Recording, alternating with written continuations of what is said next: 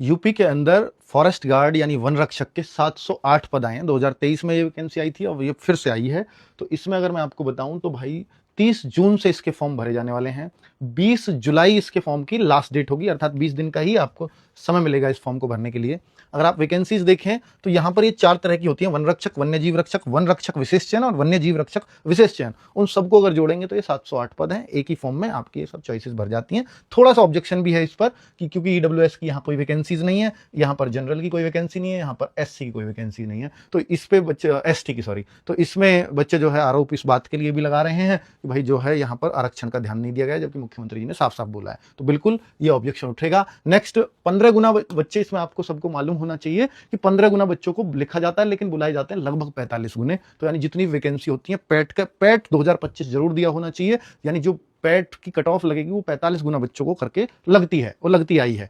PAT के score के आधार पर अगर हम देख पा रहे हैं तो ऐसे लगता है कि 45 गुना अगर 700 का कर भी लेंगे तो 30,000 बच्चे बैठेंगे। तो 30,000 बच्चे, तो फिर तो हमारी कट ऑफ जो है वो करीब यहीं आ जाएगी 74-75, जबकि ऐसा नहीं है। उसका कारण है सबसे बड़ा कि पैट, जब ये भर्ती पहले आई थी तो ये आई थी 2023 में, फॉरेस्ट गार्ड 2023, ये 709 पदों के लिए आई थी और पैट 2022 के थ्रू आई थी। तब आप देखो इसकी कट ऑफ 60 गई है और पैट 2022 कोई मुश्किल भी नहीं था। अब ये 60 पे कट ऑफ, सोचो वहां भी 65 और स्कोर 1.5 लाख बच्चे थे, तो 60 के आसपास 2.5 लाख बच्चे थे उस टाइम पे भी।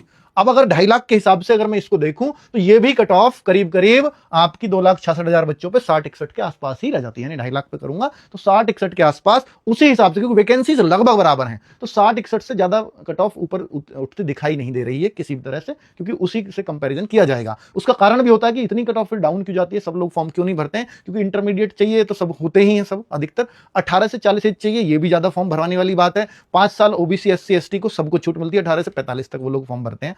और ये है सबसे बड़ा कारण जो इसमें फॉर्म कम आते हैं। शारीरिक मानक परीक्षण और शारीरिक दक्षता परीक्षा। मानक परीक्षा में हाइट 168 सेंटीमीटर लड़कों के लिए चाहिए, लड़कियों के लिए हाइट 152 सेंटीमीटर चाहिए। लड़कियों के लिए वजन भी चाहिए 45 से 58 किलोग्राम, लड़कों के लिए सीना चाहिए 84 से 89, जो कहीं और नहीं मांगा जाता, यानी चेस्ट इसमें ज्यादा चाहिए। और वेट लड़कियों का भी काफी ज्यादा वेट है। और इसमें फिजिकल है 10 किलोग्राम वेट लेकर के 4 घंटे में 25 किलोमीटर लड़कों को चलना है और लड़कियों को 4 घंटे में 14 किलोमीटर चलना, नहीं दौड़ना है, चल तो सकते नहीं इतनी देर में। एग्जाम में क्या क्या है, तो एग्जाम में आप देखेंगे तो विषयगत ज्ञान है 50 नंबर का, 50 क्वेश्चन है। वहां पर मैथ और बायो दोनों मिलाकर के 15 हैं, कंप्यूटर 15 और यूपीजी के 20 है, तो सब जगह कर दिया। तो ये विषयगत ज्ञान है, ये बच्चों को परेशान कर रहा है कि वनों से संबंधित ज्ञान कैसे पढ़ाई होगी। 2 घंटे में पेपर 1/4 की नेगेटिव मार्किंग है, इन सबको हम लोग पढ़ाएंगे। हम रेंजर्स बैच का इसके लिए प्लान कर रहे हैं कि आप लोगों के लिए रेंजर्स बैच लाया जाए जो केवल और केवल इस वैकेंसी पर हम लोग ध्यान दे पाए। तो ठीक है, बहुत जल्दी आपको इसके बारे में इंफॉर्मेशन दे दी जाएगी। थैंक यू वेरी मच, नमस्ते।